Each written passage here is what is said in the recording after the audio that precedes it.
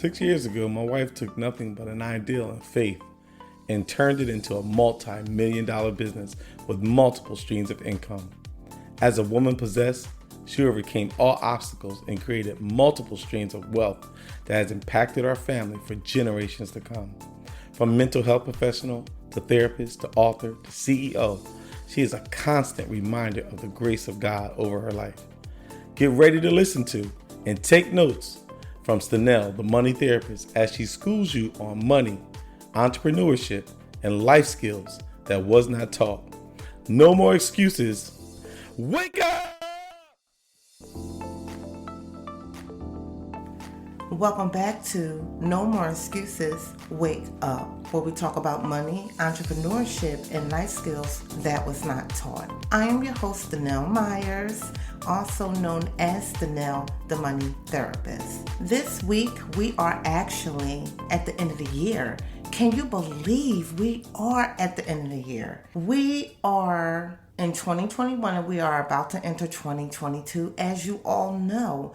So what I want to discuss is my personal life, things that I went through personally in 2021. And we all have experienced the pandemic. We all experience all kinds of things going on. So what I'm going to try to do is briefly run it down straight from my head, the timeline of what happened in 2021. In January, I gave Tony, my husband, a surprise 25 years retirement party. It was in Tampa, and I surprised him with his family, friends, and people flew all over from Georgia, New Jersey, everywhere. We had about 25, 30 people, and it was great. It was nice. He gave me the business because he didn't think I was doing anything for him. He's very spoiled. I had the party on January 3rd. On New Year's Eve is when everybody started coming in one by one. He started crying, started seeing people come in. Then the next day, I had to do a dinner so he wouldn't think anything was going on, because he started picking up stuff like, oh my gosh, why is everybody here? So I do this big dinner in the house, which was supposed to be the after party, but I made it like a party to throw him off. And everyone was in the house, and this was a house we just purchased. We just purchased this house and closed on December 3rd. Everyone in the house December 30th and December 31st, around those dates. It was a lot of work that I had to do, and I spent a lot of money making this happen, just trying to make this happen for him. So that all happened in January. We had a good time. He had actually an after party after after party. It was just really nice. It was on the channel side. We had 4 hours. It was private. It was a private yacht. And we partied, we had fun. It was an open bar. It was really, really nice. And then we went over to the Marriott and we had another party. Hors d'oeuvres and all kinds of different finger foods, and everybody was going in and outside. The pool was right there. It was really pretty, really nice. We took it to Shepherd's, which is in Clearwater, and that was a club. And I'm telling you, in the midst of the pandemic, I had my mask on, just to let y'all know.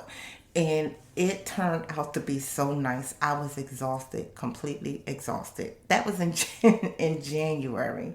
Then in February, actually February 7th exact, we all got hit with COVID. The whole house got hit on the 7th. I got hit on the 10th. And our son brought COVID in the house. While this home was originally a vacation home, we got hit with COVID in New Jersey. It was bad. We all had COVID for like 21 days. And this is the first time I'm talking about COVID because I really wasn't comfortable. I don't put my business out there. I'm not a person that go on Facebook and communicate anything personal. Oh, we got COVID, pray for us, or we in the hospital, or someone passed away. I'm not that person. I don't do that. I'm very private. If I'm giving information as far as in the realm of finance and business or life skills, yes. But when it comes to my personal life, I don't need an audience for it. And I'm just not built that way. I don't need people in my business. I think certain things should be private. This is the first time that I'm talking about COVID. It was bad. It was really bad. My mom had it. I told her that she didn't have it. And I do a lot of things too because with my family and my brothers, it's just so much chaos. It just would have been a bunch of stuff that didn't need to be said. No one knew we had COVID except our closest friends. And shout out to my girl Alicia and her husband Troy because they came through. Shout out to Tony's cousin Charles because he came through. Alicia, she is from Louisiana, so we was getting all kind of concoctions. It was just to keep our immune system boosting, and I tell you, they helped a lot, and I really appreciate them. That was in February. See, my daughter's birthday is February 27th. That is when we came home. We came back to Florida February 27th. We could barely walk. We couldn't walk from the door, the end of the house to the beginning of the house. We could not walk. It was terrible. We barely could bathe and wash our ass. That's how bad it was. I lost my taste. I lost my smell all the way from February until April. 2 weeks before my birthday, I was pleading with God, God, please let me be able to taste for my birthday. We're going away, please. And we ended up going to Antigua. So I'll get to that in April. So February, we had COVID. Around the end of February, we were recovering, but we really recovered in March. In March, we recovered. It was that bad. Tony ended up going to the hospital because his blood pressure went up. He thought he was going to stroke out and have a stroke in his sleep. It really messed with your psychology of thinking. It was a mess. But my mom is a G. And I prayed to God and I said, God, if we get COVID, please, any symptom that my mom was going to get, give it to me. And I got them. I got them. My mom had a fever and she had a cold. She had the cold format of it. I had everything except a fever, and I did not have where I couldn't breathe. I did not have that. But as far as the aches, the pains, couldn't walk, the nausea was off the hook. And I had to take care of everyone. If my mom, at the age at the time, 77, did not live with us and had COVID, she would have died. And I truly believe elderly are dying because you have to nurse COVID around the clock. I was setting my alarm clock every night at 3 a.m. to give Tylenols, going up and down the steps, just getting water and making sure everybody is not having a fever, giving them Tylenols, giving them Advils, giving them Mucinex. It was a lot. I was the last one to catch COVID, and I was also the last one to heal because I was helping everyone heal. And our son brought it in, and he was 26 at the time. He's an athlete in great shape. It whooped his behind. It whooped him, and I'm telling you, he is healthy. Like, he works out like a beast. It's him, then me. We are the workout beast of the family. And it kicked his butt. I knew he had COVID when he crawled up the steps and said, Mom. I said, damn it, you done brought COVID in this house. I knew it. That was in February. March, it was just really a recovery period. I remember we were on the beach the end of February. So in March, we was really still trying to recover, trying to walk, trying to get our energy back, actually trying to gain some weight because we did lose weight. So that was the period of just really trying to recover and going back and forth from Florida to New Jersey. Then in April, that's my birthday month. Yes, my birthday is April 25th. My birthday is everything to me, everything. And I think your birthday should be everything to you. It's not just a day. It was a day that God allowed you to breathe and continue to breathe for the next year. The next year, it should be celebrated. In April, we went to Antigua. That was the best birthday trip I ever had in my life.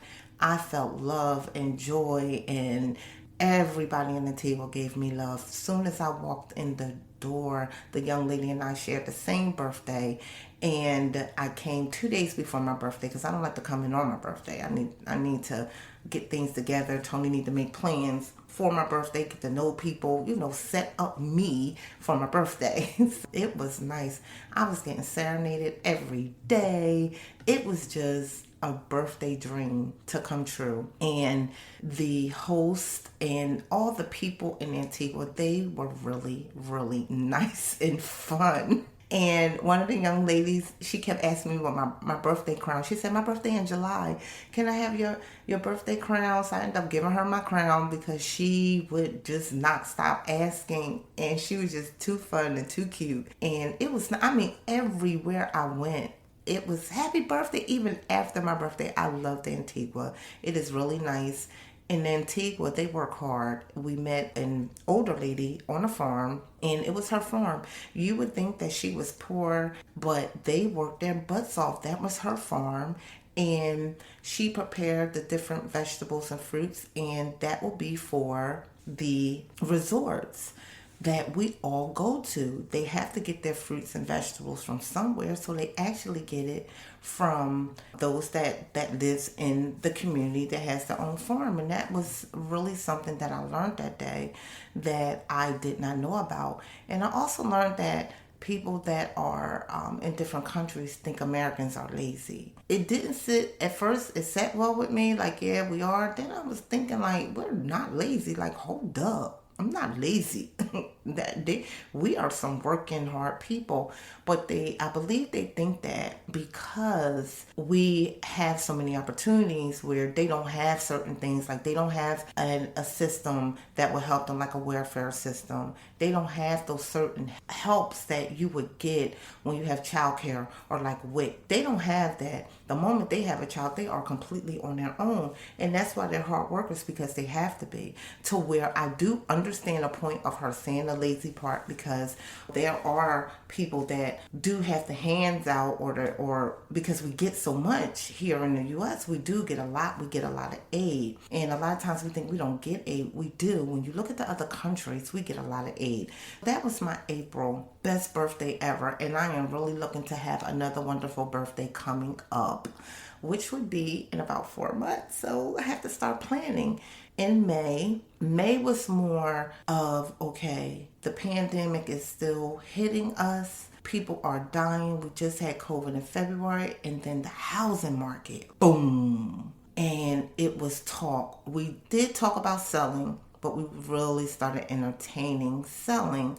So my husband said, this house in New Jersey, if it get to a certain point, we're selling. I agreed. It's probably not going to get there because it was at one price. The price he was talking about was outrageous. Like, it's probably not going to get there. So in May, it was really looking at the market, researching, seeing how people were leaving our neighborhood, how they were going because they were selling their house, or really because the interest rate was just so low. The interest rate was like 2%. It was just super low. So people were leaving because of that. They were able to get something more, something bigger, something closer to their children's school. It was more communication, talking that. So we still was traveling back and forth, New Jersey to Florida. And then June, the market, it was just more. People were selling their house overnight. And it was just, the market was going up a little more. So I said to Maricela, which she is my manager at my company, she trains my staff, she managed them. And I said to her, she's also a realtor in New Jersey and PA. I said, I need you to start doing some numbers, doing some investigations, seeing how much we could get for this house. And let's kind of see where it go. We also had a house in Camden, New Jersey that I had for 11 years that was a rental property. Let's just start toying with it. Let's start talking. Let's do some numbers. Let's see if this market going to go up. If this market go up in July and you think we can get what we want, let's do it. Mind you, I have a 15-year-old and all our children are grown. Our son is 27, our girls are 21. They're not twins, but they are 30 days apart because we're a blended family. I said, okay, I'm going to toy with it. Tony, we're going to toy with this. Our 15-year-old, we knew she wouldn't want to move. We had this conversation before. I'm not moving. You know how that 15-year-old, I'm not moving. I'm not all that mess. Yeah, whatever.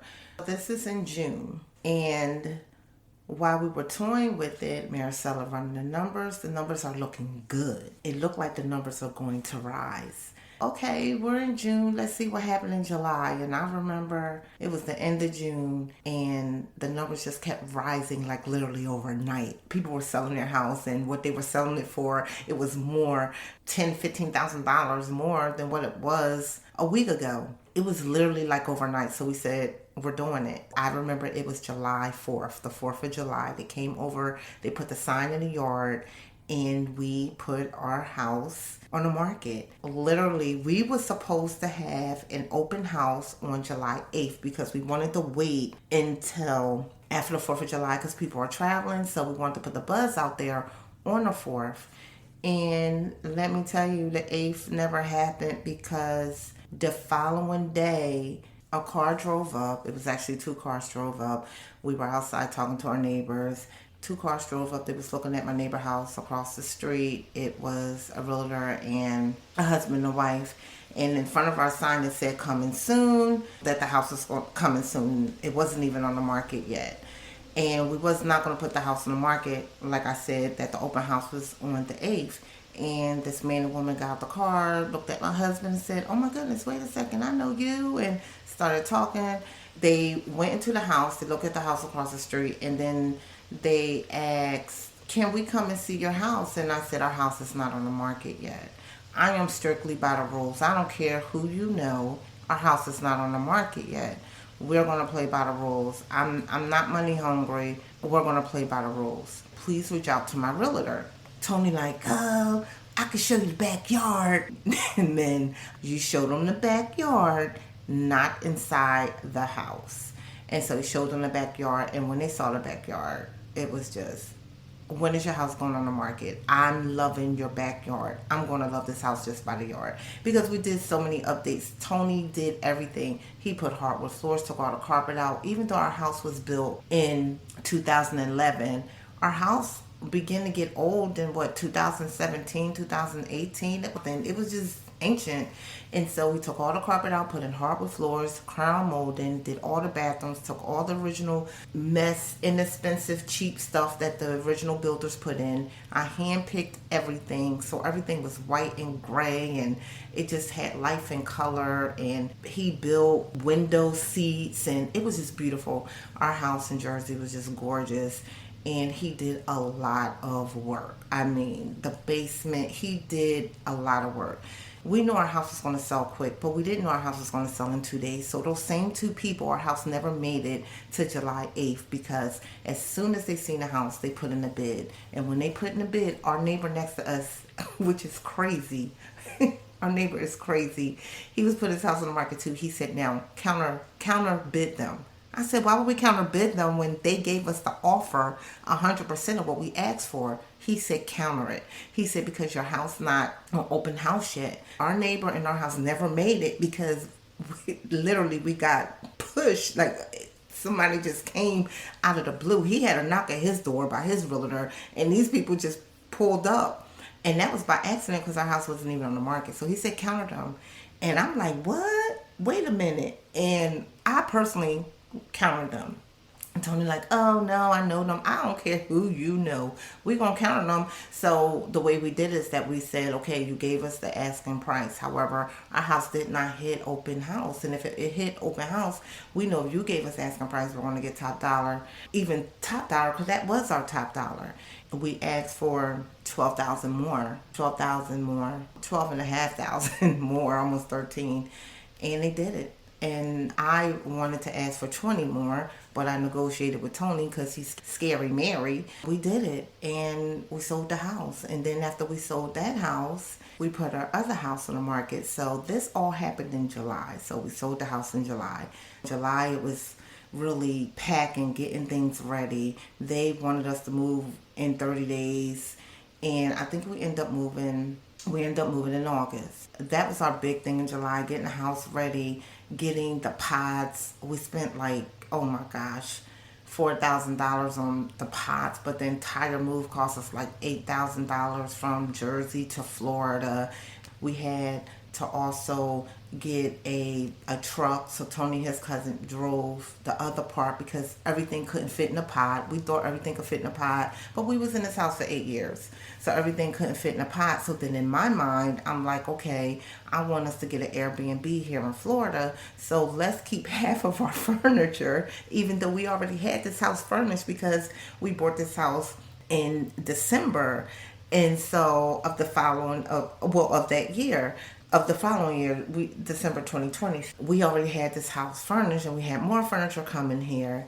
and we didn't need the furniture, but I wanted to bring the furniture instead of selling the furniture or giving it away, because I had this idea of having an Airbnb. That was in July. August, we were moving. It was a hot mess. I was just angry all the time. I was tired just moving. Now mind you, still running these companies, making sure that the work is getting done, staff is doing what they need to do, still working, going back and forth to Florida, back and forth, moving, doing all these different things, and trying to figure out me.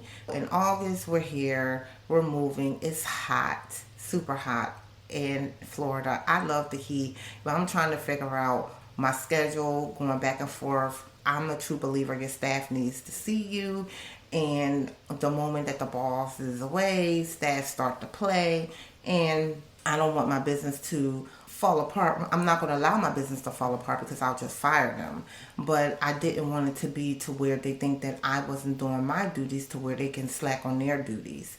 Also during that time in August, we decided that we were going to sell our property in Camden, and that was a house from my beloved grandmom Essie, which is my niece's grandmom, and she sold me that house back in 2008, and we had that home for 11 years. So that was bittersweet for me, but I knew that it would be really hard for me and Tony to continue to be landlords and also live here. Plus the market, we just wasn't going to just let that market go, because what I originally paid for the house and where it was now, it was a come up. And I didn't want to miss that opportunity, and I wanted to do something different. We were going back and forth with one of the tenants. He was very difficult, very difficult. Beware. Make sure when you put a tenant in, the moment you get your first red flag, really pay attention to that. The second red flag, start your paperwork to process eviction. We had this tenant for 8 years and paid his rent, but he was just very combative, very difficult. And don't you know, he had the audacity to have an attitude with us because we said we were selling the property. He went off. He lost it. He actually left early, didn't pay rent. Then he wrote letters and thought that he was going to get his deposit after he didn't pay rent, talking about I want my deposit by this date. It was a hot mess. All while we were moving here, sold property that we lived in and then trying to sell the other property, and it was a duplex. The other tenant, he was great. He was fabulous. He was trying to talk to him, but so here we are in September. Everything is sold now. We have a little bit momentum, trying to figure things out. Now we're faced with a 1031 exchange, which when you have a property that's an investment property, you're going to have to pay taxes on the gains.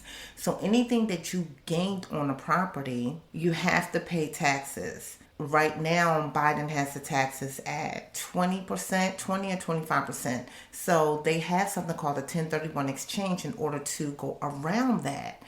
And I found out about the 1031 exchange by accident, asking someone that I was looking for my son to rent an apartment, and she had multiple listings. She had multiple apartments that she lists for rent.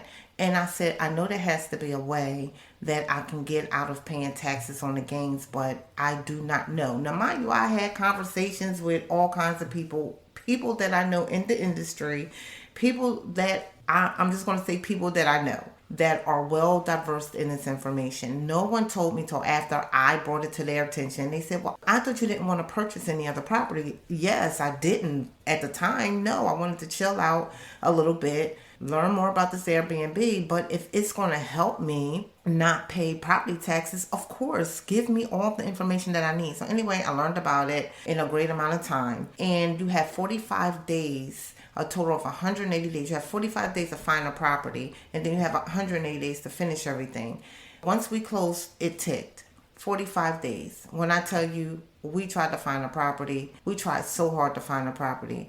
The problem was we could not find a property at that time that made sense, that was going to make money. We looked at the return on those that had homes. We was going to buy property on the water, on the ocean.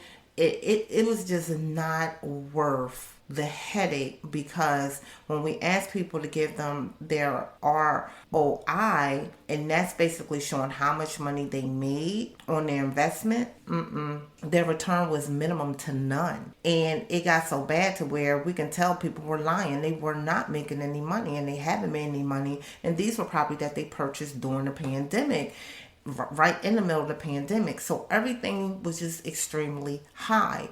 And how do we know that? Because the house that we purchased, we gained so much equity in this home because of the pandemic. Is just the amount of equity that the houses are gaining. It's really fast. If you purchase a house for $300,000 in 6 months, that house is now worth another $100,000, and that was the reality of it. And so we were dealing with that with the 1031 exchange, and it just didn't make sense.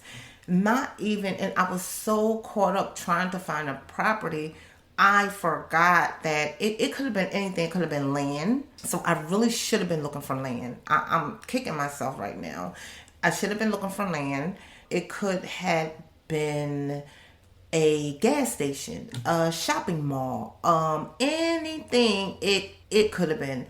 And I just basically based it on just that one thing. I didn't look for land to build or a shopping mall. That 45 days basically ended. Because the 45 days ended, we got all the money back. The money basically went into a 1031 exchange account, and because we did not have any property to move on, we end up getting all our money back, and we sadly have to pay on the gains. I just hope and pray that maybe something happened during the pandemic for this year, that a law will come out that we don't have to pay on the gains. But what I learned, the lesson that I learned is don't put all your eggs in one basket. That we should have been branching out, looking at more opportunities, talking to more people, talking to more than just one realtor, just really communicating more. But we were just doing so much. We just moved here.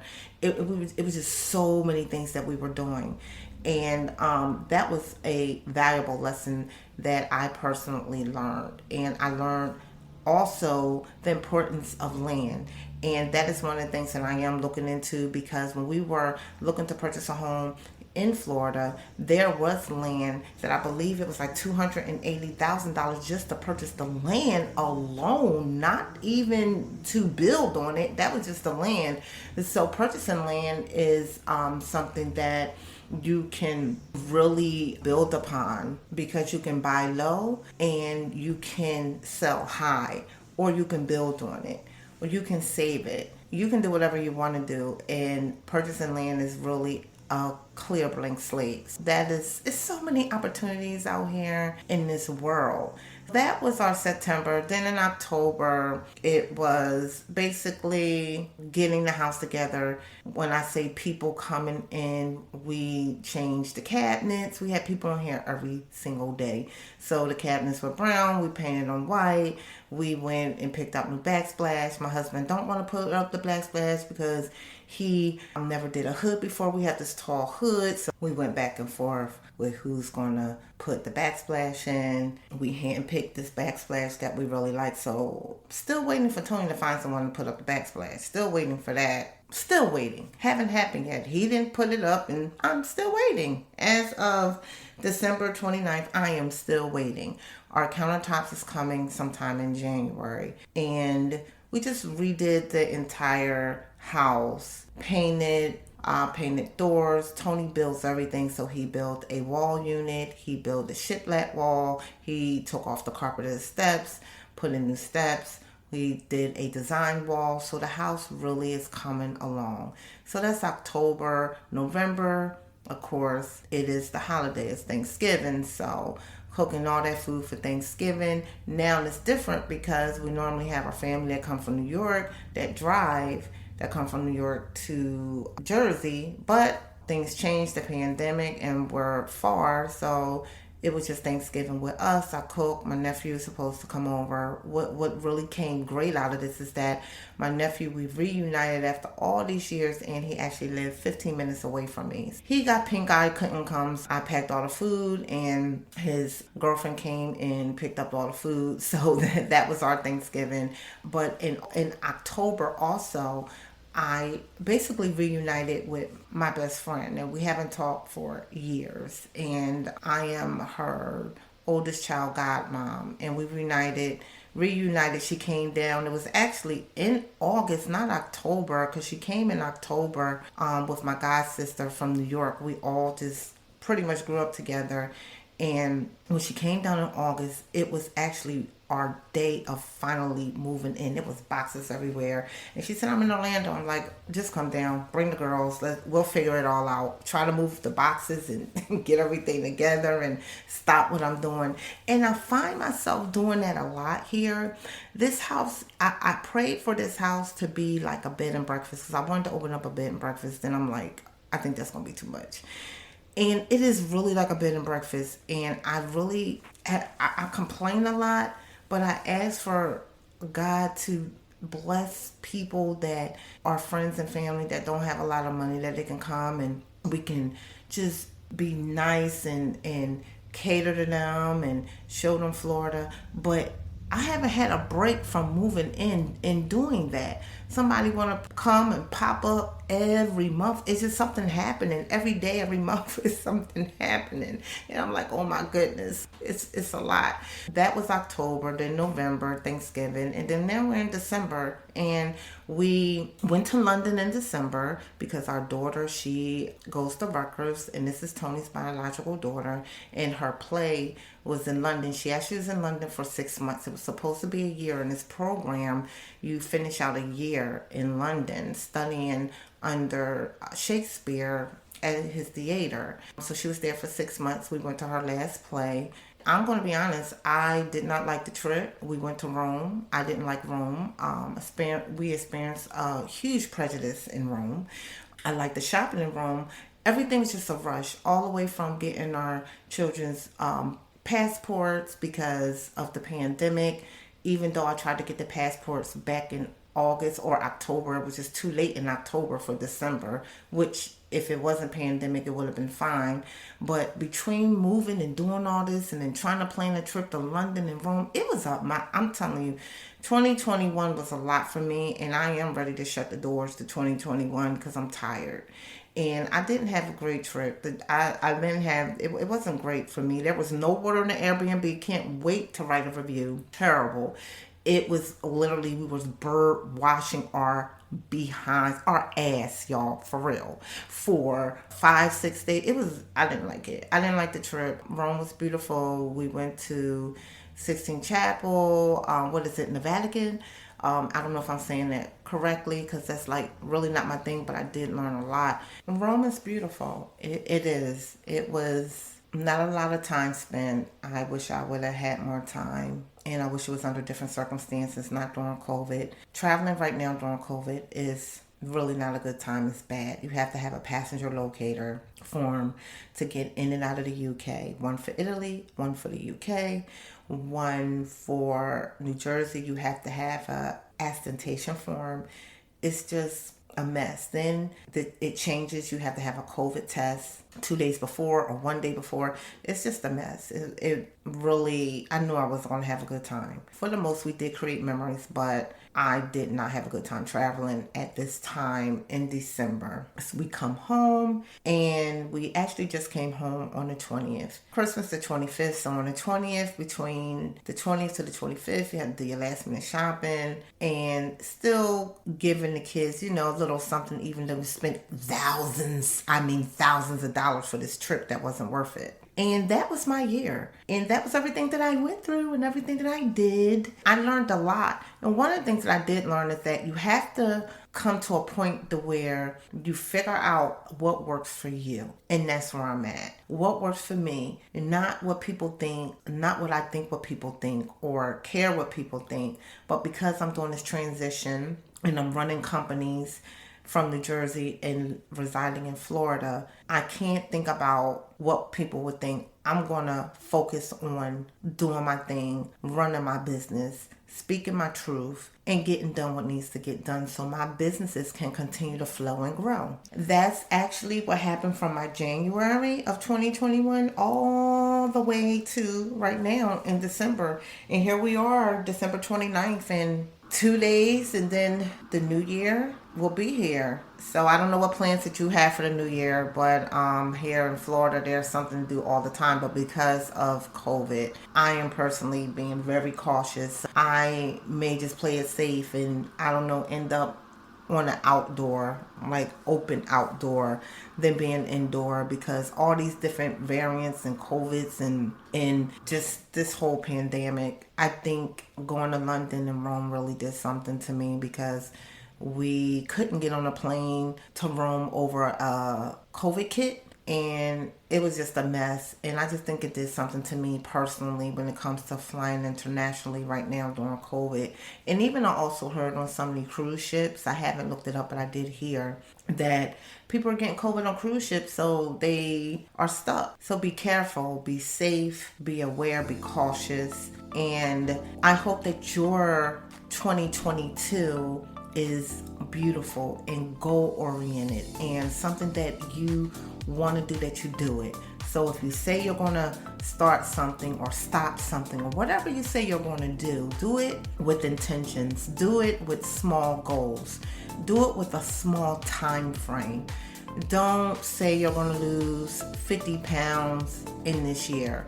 Say your goal is to lose 50 pounds within the year, but you are going to lose 5 pounds a week. Make your goals small, make them obtainable, make them real, make them realistic, so that way you can achieve them and you can log them. I just pray that everyone 2022 is a blessing. And thank you for listening to me for this entire a year and a half. I appreciate you all. Please go on iTunes and leave me a review, and I would really appreciate that if you go on the Apple iTunes and leave a review, because that is really where people get to see how you feel and think about this show. So again, y'all all know it. There is no excuses. We going in 2022, and y'all better do you. And as I always say, no more excuses. Y'all go out there and do what you gotta do and get it done. Hey smart people, I have a 3-month one-on-one personal or business coaching program. As you all know, I paid off $50,000 in debt in 1 year. I will teach you how I stayed out of debt using my burner method and personalized spreadsheet I created to fit my lifestyle and keep me on track. You will learn how to understand your money communication style using my financial treatment plan. Also, if you own a small business and you feel stuck with cash flow or feel disorganized, I teach business owners and self-employed entrepreneurs such as yourself to financially maximize your money, build wealth using your business income, and retire working on the business while your business continues to run, such as myself. You can book a call with me. The link is in the show notes. Thank you for listening to No More Excuses, Wake Up. If you love the show, please subscribe, rate, and review on iTunes or Spotify. To learn more about me and my different agencies and what I do, go to StenellMyersEnterprises.com. While you're there, check out Money Therapy Institute and watch my video where you will see me doing a little acting, showing you how I fought and kicked down closed doors. You can also click on Stenell the Money Therapist and get my free budget spreadsheet. And of course, you can email me at contact@StenellTheMoneyTherapist.com. I'm also on social media on Facebook at Stenell the Money Therapist and Instagram at Stenell the Money Therapist. No more excuses. Y'all know what y'all need to do. Wake up.